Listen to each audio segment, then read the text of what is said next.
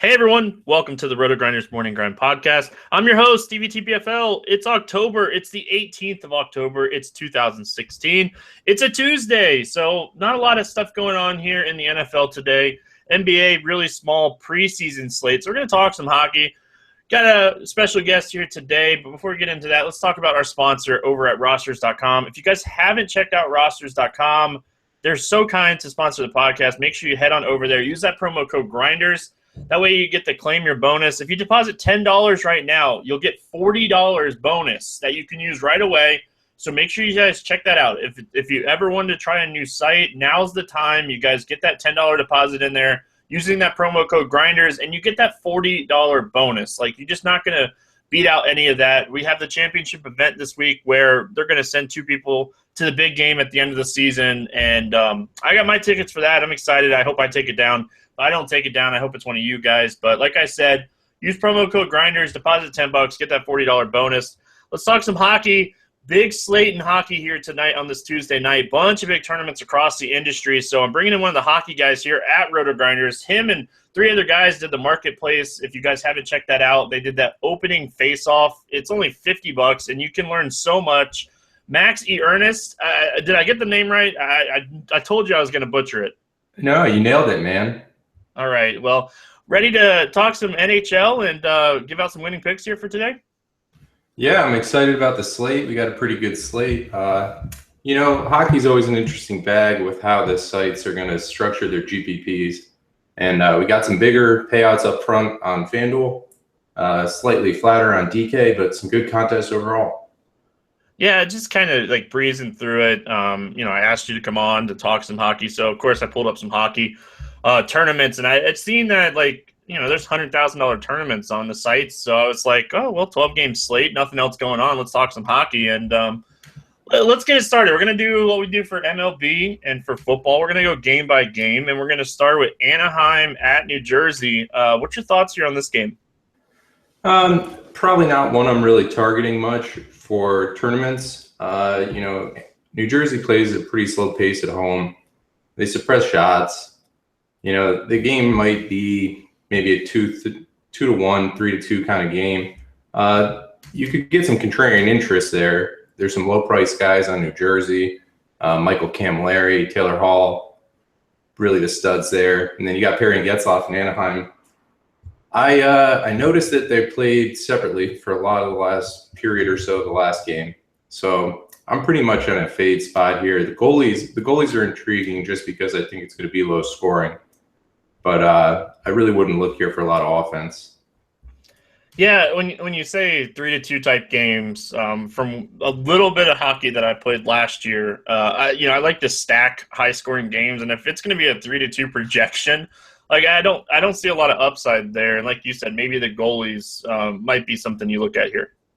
Yeah, it's when you have a big slate like this, there are going to be some games that just look like those high paced, high over under kind of games. It's almost like in baseball where it's like you got mediocre pitchers and then you got bad pitchers. Why would you target the mediocre pitchers if you could target the bad pitchers, right?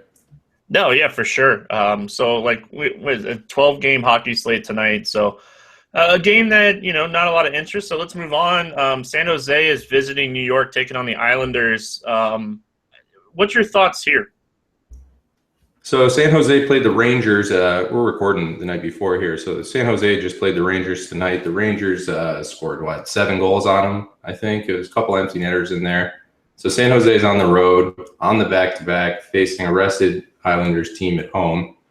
So you probably are going to lean towards the Islanders side here.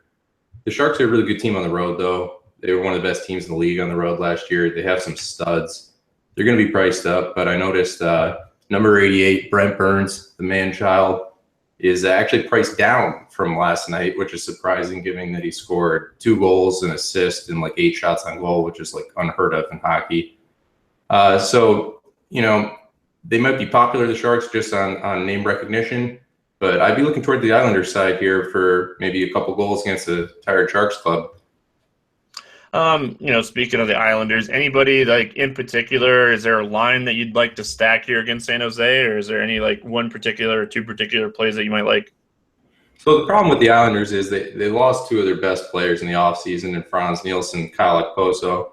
They brought in Andrew Ladd on the top line here, playing with John Tavares and Josh Bailey last game. It's kind of a revolving door in that spot, so be sure to check if Bailey's there. That's the most potent offensive line. Like I said, they're not a prime target for me, but they definitely could pot a couple goals. Tavares should be the focal point if you're planning on stacking the Islanders for sure. All right, I don't play a lot of hockey, but this next game, if I was playing, I'd have some interest in Colorado at Washington. Massive favorite here. That's something that I definitely look at. I like Vegas, and Washington sitting at minus 200 here. Does that kind of match up with your research? Oh, yeah. I think the line even moved to minus 220 already since it opened. Colorado also played tonight, so they'll be on the back-to-back on the road. They faced the Penguins tonight. They won the game in overtime, which was a big surprise, I think, for a lot of people. I don't remember what the Penguins closed at, but they also were a huge Vegas favorite against Colorado. The Avalanche were one of the worst teams in the league last year. Terrible with puck possession, outshot night in, night out, outpossessed, dominated regularly. They changed the coach in the offseason, so there's some question marks there. Are the Avs going to be better? Are they not? They won a couple games so far this year. I don't read into that too much, though. But I think on the back-to-back, on the road, facing a Washington team that's a really complete club, I'm looking to the top line in Washington as one of the top stacks of the night. Alex Ovechkin, Evgeny Kuznetsov, TJ Oshie should score a couple goals, I think. What about the I'm probably going to pronounce it wrong. Is it Holtby? Holtby is the correct pronunciation, and he's definitely in play. It's a mixed bag with goaltenders. You want to target guys who are likely to get the win, obviously. You get some safety in getting those points, particularly in cash games. But you also want guys who are going to make a lot of saves. And given that, the impression of Colorado, at least from last season, is that they can't really possess the puck. They don't get a lot of shot attempts. You don't have as much upside as maybe with some other guys. Now, of course, temper this with what I said before, which is they changed the coach. Some things are up in the air. They played decently so far. I think, they weren't a very great possession club in the last game, even against Pittsburgh. But the way I like to look at big money lines in hockey is, the win is slightly safe here, but this is indicating like a really lopsided talent edge. So if you're looking for a goalie who's going to make a ton of saves, it's usually not going to be the guys who are the big Vegas favorites. To play on the back end of that, though, could you see, potential better chance for a guy to get a shutout in that situation, though? You definitely could. So, I would say the top percentile goalie performances in the NHL are maybe a 40 save shutout, right? You get 3 points. It'd be pretty amazing. Yeah, and I don't see that in this case. You get on DK, you get 3 points for the win, 2 points for a shutout, right? Now, if a goalie makes 40 saves and loses the game, he can still get a score that's pretty close to what a goalie who makes maybe 14 saves and gets the win gets. So I think it's really hard to predict shutouts. I don't think that money line is going to indicate a shutout for sure, but he definitely has an increased chance. You mentioned Ovechkin, one of the top players here today, right? Definitely one of the top plays. He's really expensive across the industry. He'll be expensive all season long, though. Any value plays that you like on Washington tonight? Yeah, there's actually a lot of value in the second line on Washington. They're rolling an all-Swedish line there. It's Marcus Johansson on one wing, Nicholas Backstrom at the center position, and Andrei Burakovsky on the other wing. They're all really cheap. There's definitely upside there, especially if Colorado, really tries to focus on shutting Ovi down. It's a great line to stack with other high-priced lines because you can fit them in. So that's definitely a place to look for tournaments. You mentioned tournaments. You had me at tournaments, so I like that. Stacking a second line over a first line, I feel like it's always a contrarian way to go. Let's move on. We have Arizona at Ottawa. Any fantasy interest here? So Ottawa, again, played tonight. We've got a truncated schedule in the NHL this season. They had the World Cup of Hockey at the beginning of the year, so you're going to see a lot of these back-to-back scenarios. If you do some research online, you can find the numbers on where teams perform, best and worst depending on back-to-back scenarios. If I remember correctly, and I'm pretty sure I'm right, the worst scenario is playing a back-to-back at home, which is somewhat surprising. You'd think a team on the back-to-back on the road would be worse, but the numbers flesh out that the advantage that you normally have from playing at home is significantly lessened when you're on the back-to-back. So this is a spot I'm looking to target against Ottawa. They're a team that plays at a high pace. They give up a lot of scoring chances against. They have a new coach there. They seem to be working out a new system. They got trounced tonight by Detroit. I think the end score was 5-1, so they're reeling a little bit. And the best part is that the top line, the most relevant line for Arizona, is extremely cheap. I think on DraftKings, you could stack the whole line for like under 14,000, which is pretty great. So like that line, you could almost fit in with the Ovechkin line and some reasonable defensemen even. All right. I like that. I'm guessing Ottawa is just not a team you're going to target here. The other side of the coin is that Arizona was one of the worst teams in the league last year. I think I don't know how much the public is in tune with rest, back-to-backs, and how much they'll think, oh, Ottawa lost last night, they're terrible. Ottawa gave up 5 goals, they're terrible. I'm not sure. It's hard to gauge at the beginning of the season. So I tend to not worry about ownership that much at the beginning of the season on big slates. So I think if you like Ottawa, that's fine. I don't think they're in the best spot, and I don't think it's not like a scenario where you're going to get them so low owned that it makes taking a worse spot profitable. All right, we go to my home state where Florida versus Florida. We have the Florida Panthers against the Tampa Bay Lightning. This game's in Tampa. I love going to Tampa games. One of my favorite things to do is go to a live hockey game, and I try to make a few Lightning games a year. What's your thoughts here on this Florida matchup? So last I looked, I think Tampa was like a -160 favorite. I think this is going to be a pretty tight game. These are both two of the kind of up-and-coming better teams in the Eastern Conference. Tampa's a defensively sound club. Florida's missing a couple pieces, but they can play with the best of them. It's not a spot that I can really say, this is the line I'm targeting, and I think they're going to do this. They both have balanced lineups. The first and second lines are both pretty capable. And Ben Bishop in net for Tampa is not someone I like to target against. I assume he's going to get the start. And then Roberto Luongo for the Panthers, been maybe the best goalie to start the season.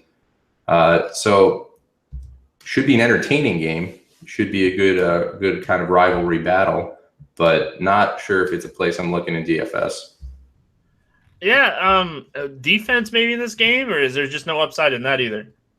On the blue line for Tampa, the guy that's probably the most capable is Victor Hedman.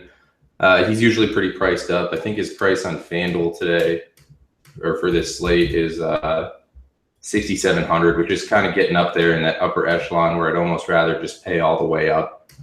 I will say there's a few cheap spots. Jonathan Drouin's playing on the top line with Steven Stamkos for the Lightning. He's been great to start the year after some drama at the end of last season with holding out of the lineup, refusing to go down to the AHL.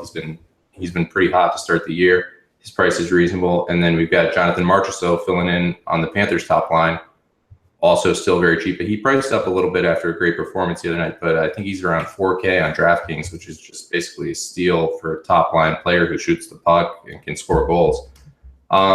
So, there's some spot plays here that I like.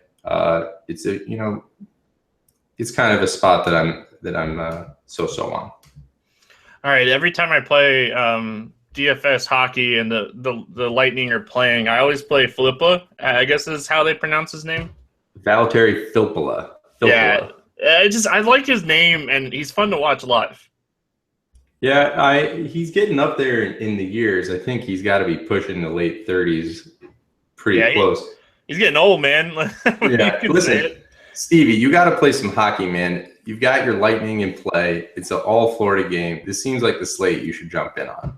Yeah, I don't know. We'll see how Tuesday goes, but Tuesday's my start of my NFL research, so we'll see how it plays out. Doing the podcast, listening back tomorrow morning, it's definitely something that I'll probably pique my interest in. But Pittsburgh at Montreal, I guess the thing that you really need to pay attention to here is Carey Price going to play in this game?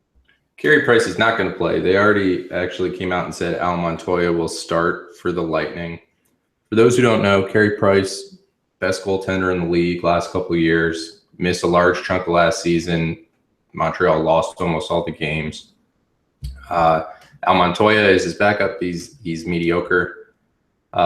Pittsburgh, though, is on the back-to-back in this game. They played tonight. They lost to the Avalanche, like I mentioned earlier. So you have a bit of a mixed bag. I will say we got a little narrative here. It's the home opener for the Canadiens at the Bell Center, which is one of the most famous arenas in hockey.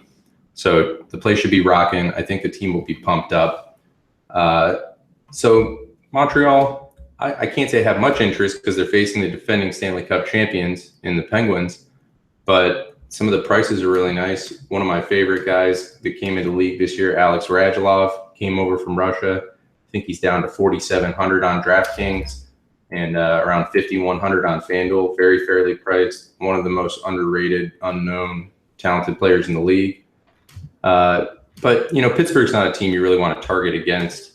It'll be interesting to see if they play Marc-Andre Fleury, the Penguins, on the back-to-back, or whether they play. To be totally honest with you, I'm blanking on who the backup's name even is because I know that Matt Murray is hurt right now. I think it's Jeff Zatkoff. Nope, he's in Los Angeles. Well, look up who's playing for the Penguins if you choose to use that spot. Although, given the home opener in Montreal, not one I'm looking at. Sidney Crosby out still with a concussion. Do we see any value here from Pittsburgh with Crosby being out?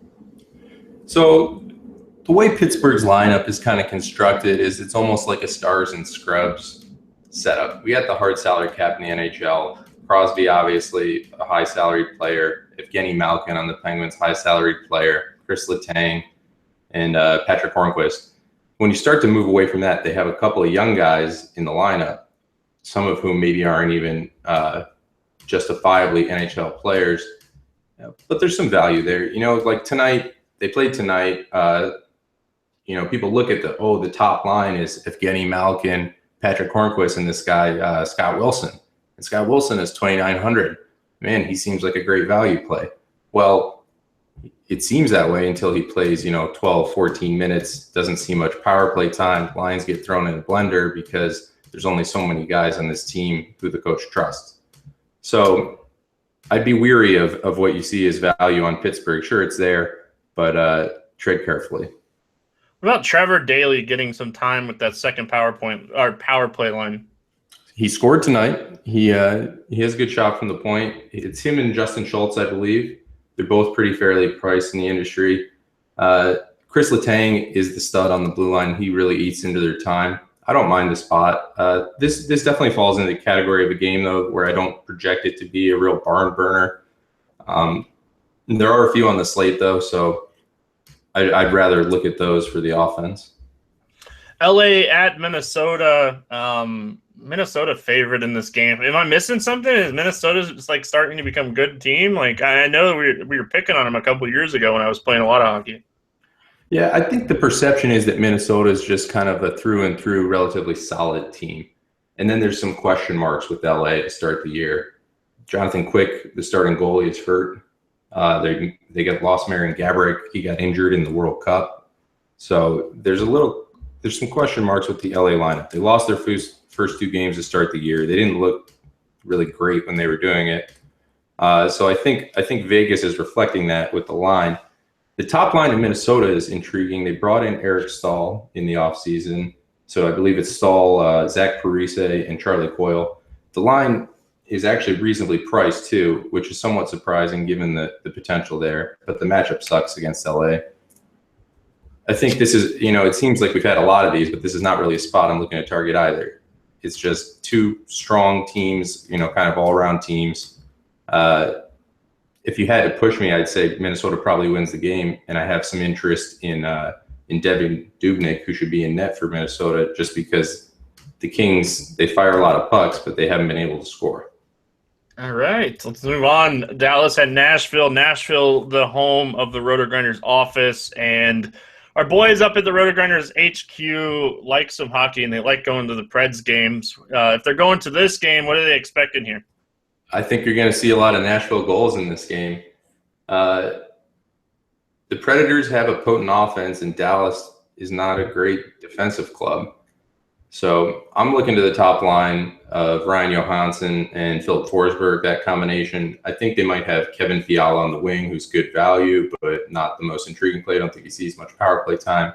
And then the blue line is really the most intriguing spot in Nashville. We got Roman Josi, PK Subban, the new guy in town. They've been crushing it to start the year. They're going to be really active all season long. They're not cheap, but, you have to remember sometimes it seems like you're paying up a lot for a defenseman when you hit that 6,000, 7,000 range. But some of these guys produce, like the forwards who cost that much. It's a good matchup for Nashville. I like that side of the puck to score some goals. On the Dallas side, we love to target Benn and Seguin. They're two of the most talented offensive players in the game.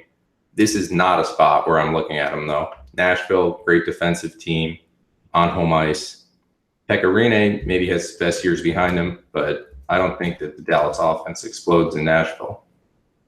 All right. They'll be happy listening to this podcast knowing that they have a chance to pick up a win here. Let's move on. We have Philly at Chicago. What about this game? So the Blackhawks, I don't think they've won yet this year. I could be wrong. If I'm wrong, sorry, guys. They haven't looked great, at least in my impression.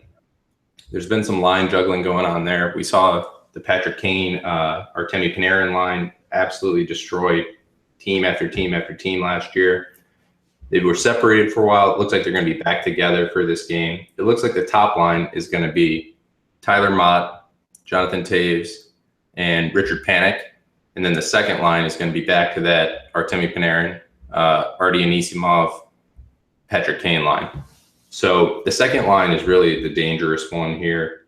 They might see high ownership. I doubt it. But they're the kind of line that can get you, a 3-goal performance, 3-4 point performance, really win you a tournament. The matchup against Philadelphia is okay. I'd call it more neutral than anything. But I'm not that interested in the Philly side of the offense, of the puck, the offense there. They have a couple scoring lines. The second line did really well the first night of the season, almost won me a couple tournaments.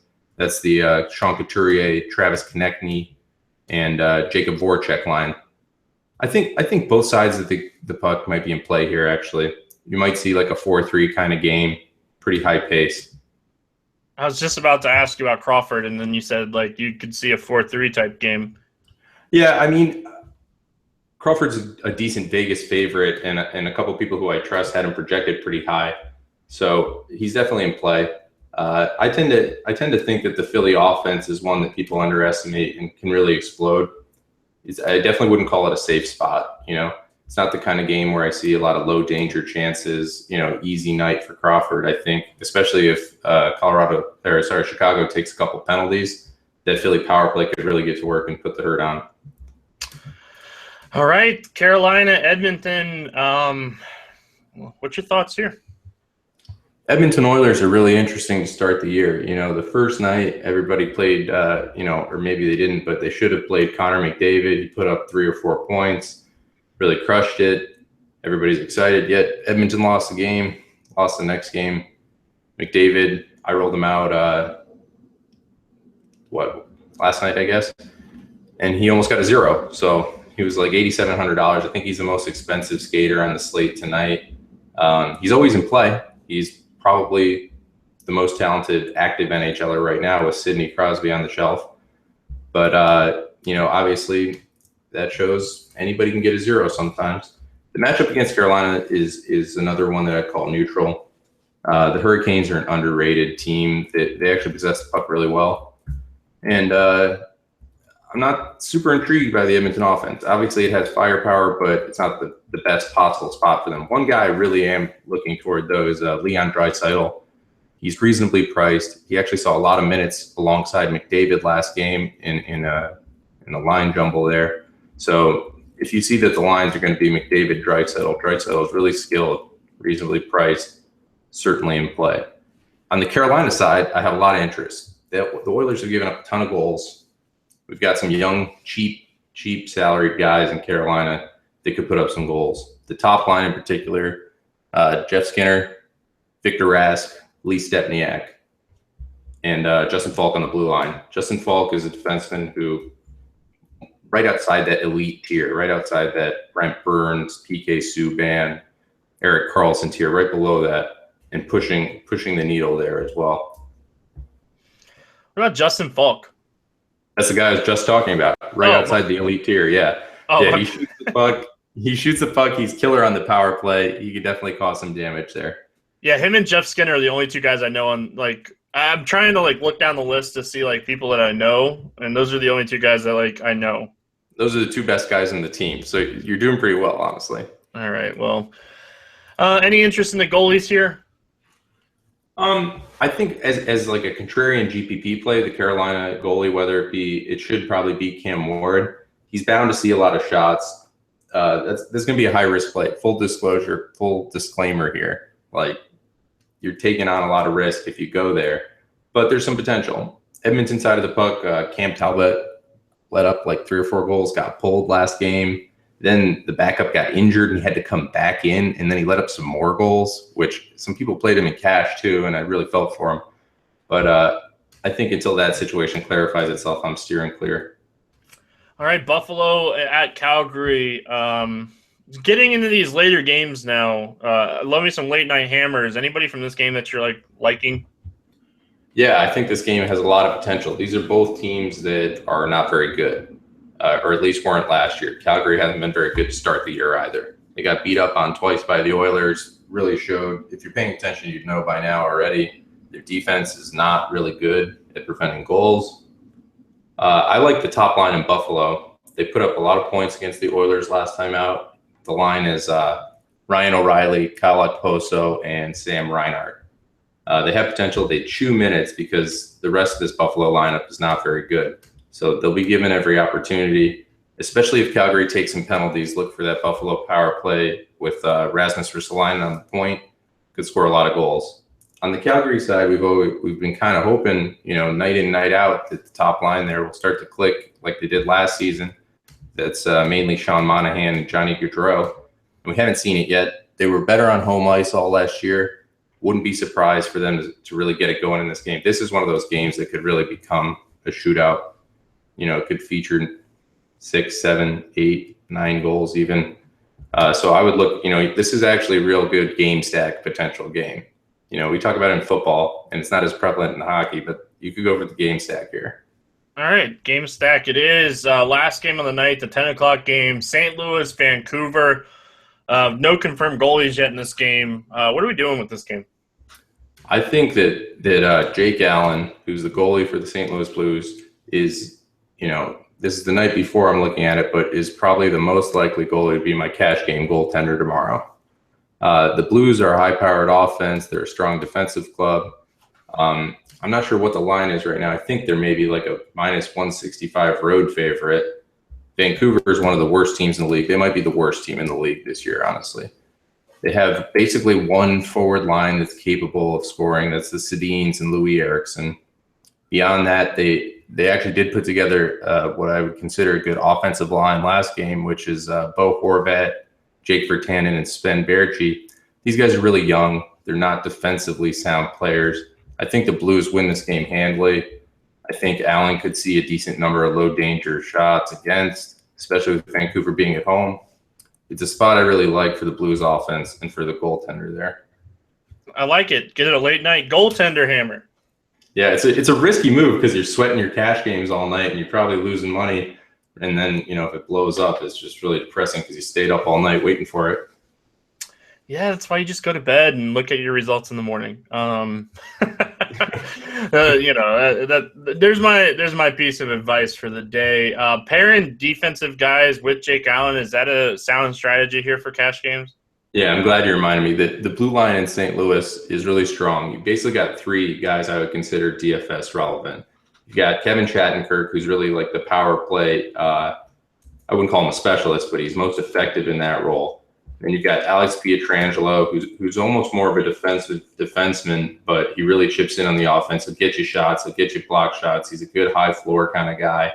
And then you've got the young guy, Colton Parayko, who I think he's maybe like 6'6", 6'5", really long reach, dynamic offensive player. Give him 2 or 3 years, he's going to be one of the best in the league. So I have a lot of interest there in the blue line. If I were looking for tournaments, I'd definitely try and stack power play unit. Keep an eye out what the beat writers are saying the unit is. I'm pretty sure it'll be Shattenkirk on the top unit, maybe with Pietrangelo also. But keep an eye out for that. Defenseman definitely in play. All right, I'm going to put you on the spot here. We're done with the game by game. Putting you on the spot. What's your favorite line stack? I know it's the night before. What's your favorite line stack? I'd say the top overall producer in my mind is probably going to be the top line in Washington. If you push me to go deeper, I'd say I really like the top line in Arizona. I think that they're super cheap, great value, and they really open your roster up for you to really do whatever you want with it. All right, before I let you get out of here, you guys, you and Jay Willie, Colin Drew, and I'm not even going to try to pronounce his name, M. Barkawi, I think. His name is Mike Berkowitz. Good guy.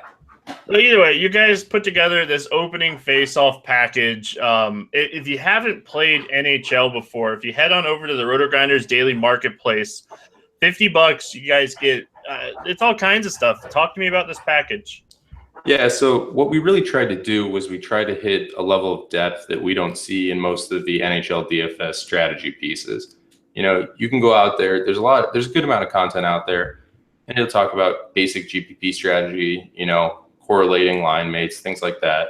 And then you look at the cash game stuff, and it'll talk about, you want to be safe, you want to have good floors, but it doesn't really get into the nitty gritty of those dynamics. We tried to go a level deeper here. We got some great strategy articles, cash games, GPPs. Mike Berkowitz did some good articles on transitioning from MLB, evaluating rookies. And then I think the real best part of the package, at least for me, was reading Jay Willie's advanced analytics article. It's one of the best articles I've read. Really broke down all these advanced hockey stats that I think intimidate a lot of people and that confuse a lot of people. Really broke them down, made them palatable, and talked about the ways you can apply them for DFS. So we also have some team previews in there for every team, talking about who's new, who left, who's most DFS relevant, ways you might consider stacking that team, things like that. So I think it's a great value. There's been some people who've purchased it already. One guy, I think, took down the big DraftKings tournament for like $15K. All right, nothing wrong with that. Yeah. Give me some $15K. So, well, I put together a lineup here as we were going, and I'm gonna hit submit. Probably not even check it again, and we'll see how it works out. All righty, man. Best of luck. All right, Max. Thanks for joining us here today. They can find you on Twitter at Max E. Ernst, MAXE Ernst. All right, we'll be back tomorrow talking some NBA preseason. Good luck in your NHL contest tonight. Hope one of you guys take it down, and we'll see you then.